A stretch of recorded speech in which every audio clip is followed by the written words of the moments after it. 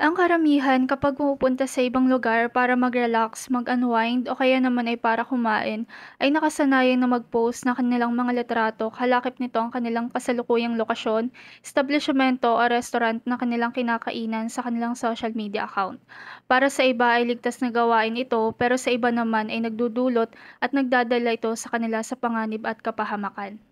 Ganyan ang nangyari sa isang beauty queen, model at influencer matapos mag-post sa kanyang Instagram account ng kanyang kinakaing pagkain kasama ang kanyang kasintahan. Maya-maya lang, dalawang armadong lalaki na nakasuot ng mask, sombrero at nakahood ang biglang pumasok sa restaurant at pinagbabaril siya pati na din ang kanyang kasintahan na siyang dahilan ng kanyang pagkamatay sa mismong lugar. Ang nangyaring pagputay ay nagdulot ng pangamba at pag-aalala tungkol sa social media dahil inilalagay nito ang buhay ng mga gumagamit nito sa panganib.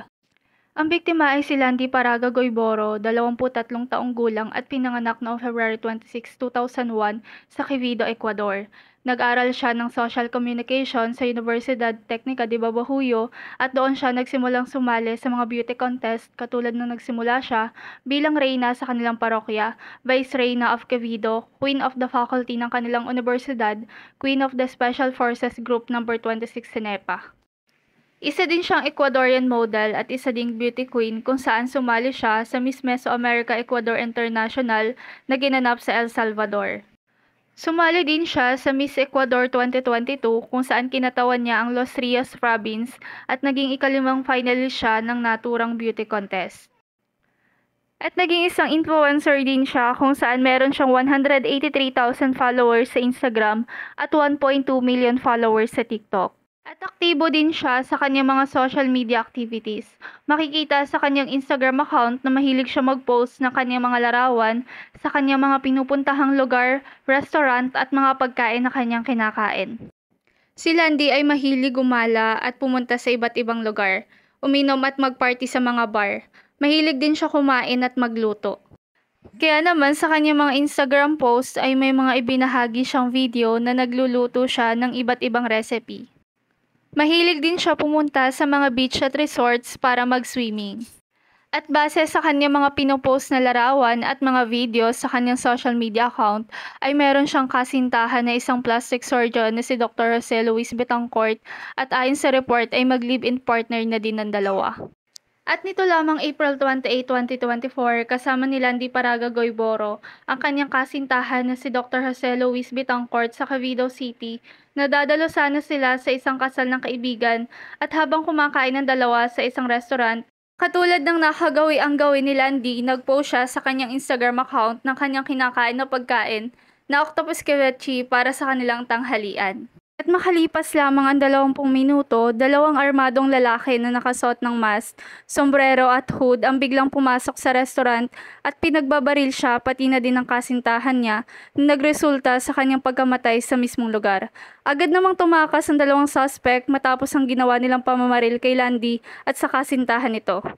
Agad namang dumating ang ambulansya at mga otoridad sa crime scene at dinala ang kasintahan ni Landy sa hospital. Samantalang idineklara namang dead on the spot si Landy Paraga Goyboro.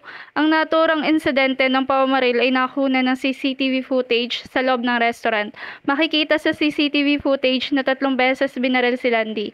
Isang tama sa ulo na siyang kanyang agarang ikinamatay at 2 tama sa katawan. Iniuwi naman ng pamilya ni Landy ang labi niya sa kanilang bayan sa Quevedo at noong April 29, 2024, inilibing si Landy sa ilalim ng mahigpit na seguridad. Maraming tao, partikular na ang pamilya, mga kaibigan at mga sumusuporta kay Landy ang nalungkot sa nangyari sa kanya. Ayon sa ginawang investigasyon ng mga pulis, lumalabas na matapos ibahagi ni Landy ang kanyang tanghalian na octopus ceviche sa kanyang Instagram account, natuntun ng mga pumatay sa kanya ang naturang lokasyon ng restaurant na kinakainan nila.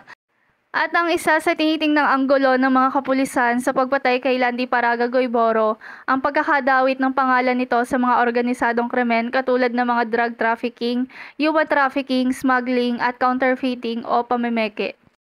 At lumalabas din sa naging investigasyon na may naging lihim na relasyon si Landy Paragagoy-Boro sa dating preso na drug trafficker na si Leandro Norero. Samantalang si Leandro Norero ay namatay taong 2022 dahil sa riot sa kulungan. Nakita din ang mga litrato ni Landy sa cellphone ni Leandro Norero. Natagpuan din ng mga pulis ang ebidensya ng mga mamahaling regalo para kay Landy Paragagoy-Boro mula kay Leandro Norero. Kaya naman isa din sa tinitingnang motibo sa pagpatay kay Landy ang crime of passion.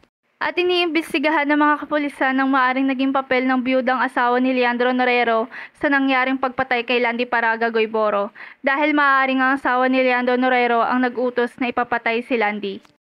Sa ngayon ay patuloy pa din ang ginagawang investigasyon ng mga pulis at hindi pa din nakikilala ang mga suspect na bumaril kay Landy at patuloy na pinaghahanap ang mga hindi pa nakikilalang mga salarin sa pagpatay kay Landy Paragagoy-Boro. Agarang hustisya naman ang panawagan at sigaw ng pamilya at mga kaibigan ni Landy Paragagoy-Boro sa nangyaring pagpatay sa kanya.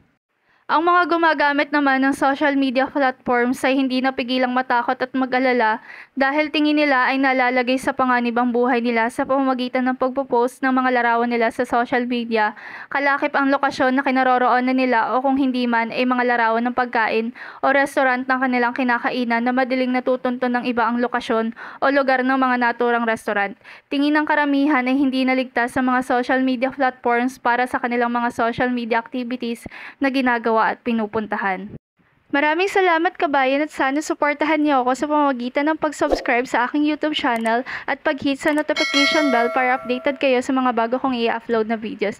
See you on my next video kabayan, paalam!